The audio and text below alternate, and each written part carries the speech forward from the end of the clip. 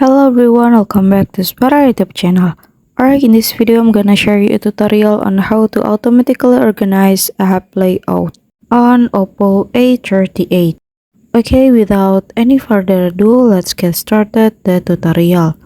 Okay, first thing first that you have to do is you can go to settings menu on your phone, and then you can scroll down and you can go to home screen and lock screen menu.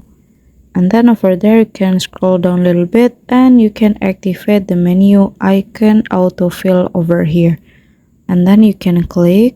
So the purpose of activating this feature is so that when we delete an application on the home screen, other application will replace that position on the screen and will be arranged automatically like this. As you can see, when I delete one application and then another application will take its place and make it neat again like this.